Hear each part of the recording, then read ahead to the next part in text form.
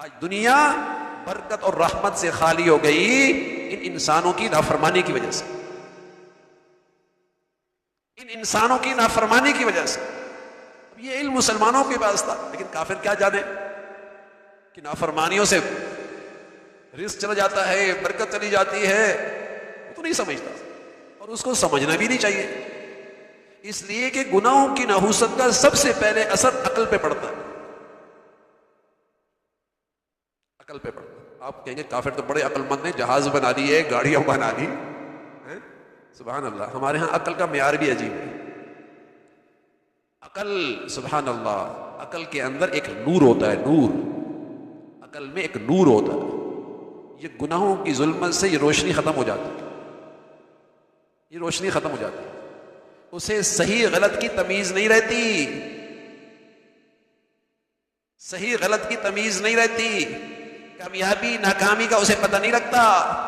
اس سے بڑا کم عقل کون ہوگا جسے اللہ کے نبی نے بھی کم عقل کہا ہے کہ وہ دنیا کی خاطر اپنے کھربوں سال کا کیریئر خراب کر دے۔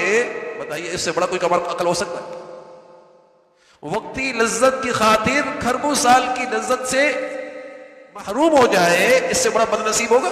اس سے بڑا کم عقل ہوگا؟ عقل نہیں رہتی،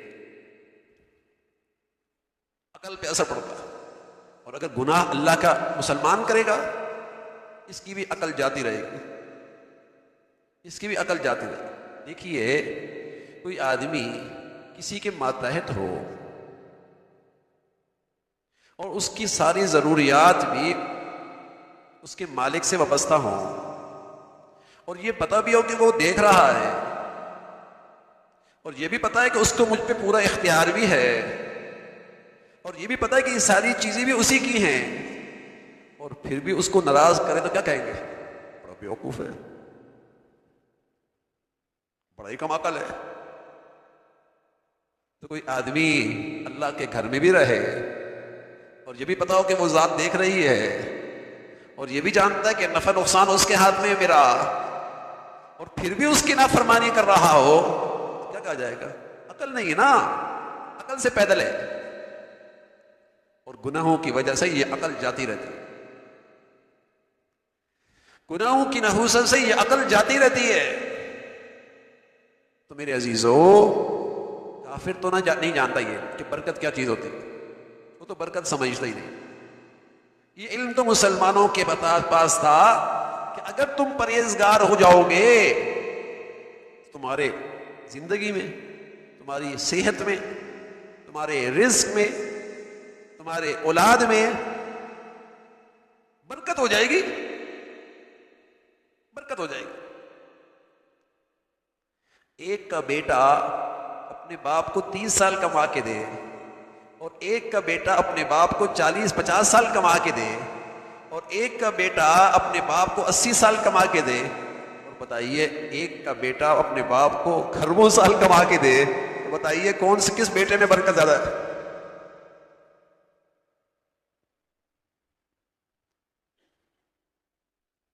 اللہ ہمیں صحیح عقل نصیب فرما دے کہ ہمیں اللہ پھر ایسی اولاد دے دے جو مجھے کھربوں سال کام آئے نا، برکت۔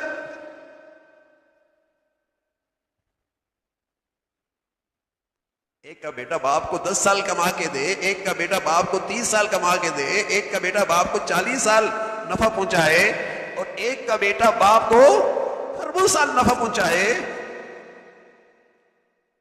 بتائیے اس کی زندگی میں برکت ہے۔ جب زندگی میں پرہیزگاری ہوتی ہے، تقویٰ آتا ہے، اللہ تعالیٰ ان نعمتوں میں برکت عطا فرماتے ہیں، برکت ہو جاتا ہے۔ ایک کا مال آدمی کو نفع پہنچائے 40 سال، ایک کا مال آدمی کو نفع پہنچائے 30 سال، ایک کا مال آدمی کو نفع پہنچائے 80 سال، اور ایک کا مال آدمی کو نفع پہنچائے کھربوں سال۔ بتائیے کس مال میں نفع ہے؟ یہ علم تو مسلمانوں کے پاس تھا، لیکن اس مال کی نعمت میں نفع کب آتا ہے؟ جب پرہیزگاری ہوتی ہے، ورنہ تو ہم نے ایسوں کو بھی دیکھا اتنی دولت ہے، کھا نہیں سکتے، استعمال نہیں کر سکتے، سکون نہیں پاتا، راحت نہیں ملتی، اولادیں نہیں رہتی اپنی، دنیا بھی برباد، آخرت بھی خراب، دولت بہت، ارے میاں یہ دولت مند نہیں، یہ دولت کا چوکیدار ہے۔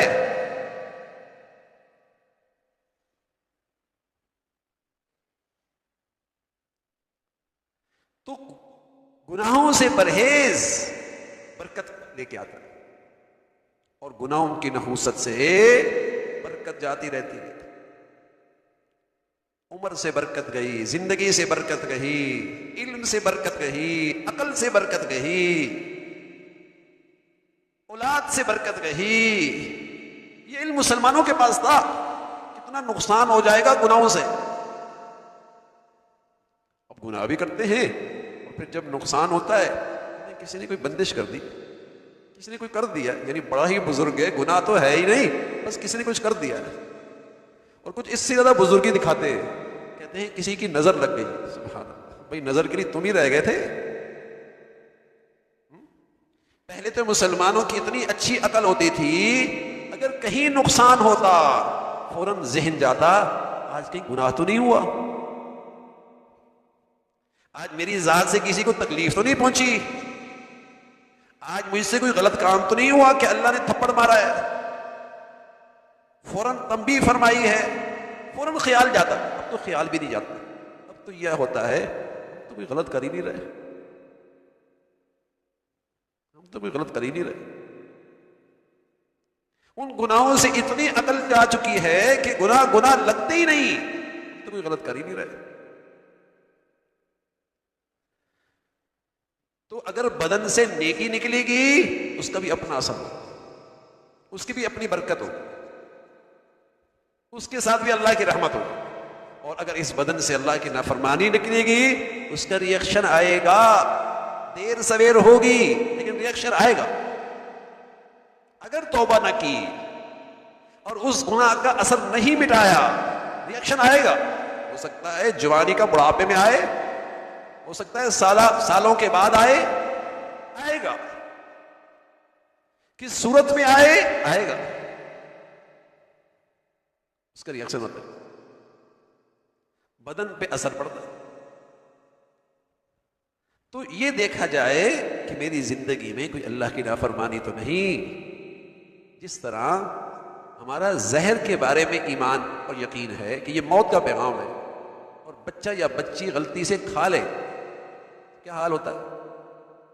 اس وقت تک چین نہیں آتا جب تک کہ اس کے اثرات ختم نہ ہو جائے۔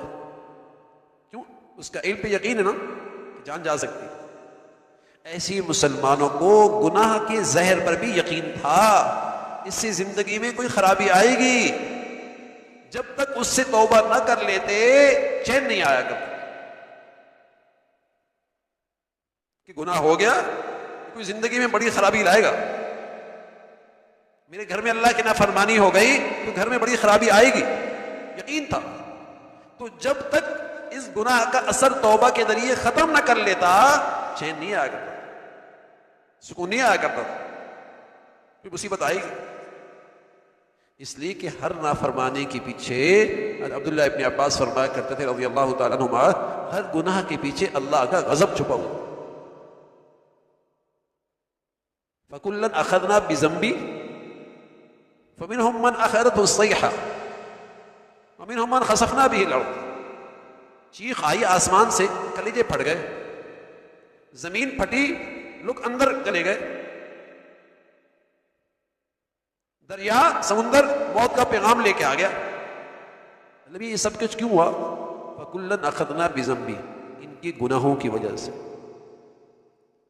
یہ گناہوں کا اثر ہے، اس کا اثر ہواؤں میں آتا ہے، اس کا اثر بادلوں میں آتا ہے، اس کا اثر موسم پہ آتا ہے، اس کا اثر سمندروں اور دریاؤں پہ آتا ہے۔ ظہر الفساد فی البر والبحر بما کسبت ایدی الناس، یہ دریاؤں میں اور سمندروں میں اور خشکی میں جو تم فساد دیکھ رہے ہو، یہ لوگوں کی بدعمالی کا نتیجہ ہے۔ یہ علم مسلمانوں کے پاس ہے، مسلمانوں کا کام یہ تھا کہ اس علم کو دنیا میں عام کرتے تاکہ دنیا سے گناہ ختم ہوتے۔ لوگ گناہ سے بھی ایسے ہی ڈرتے جیسے آگ سے ڈرتے ہیں، زہر سے ڈرتے ہیں، مہلک مادی چیزوں سے ڈرتے ہیں. لیکن کافروں کا علم تو ہمارے پاس آ گیا، لیکن ہمارے پاس جو علم تھا وہ ہم خود بھی بھول گئے، ہم خود بھی بھول گئے.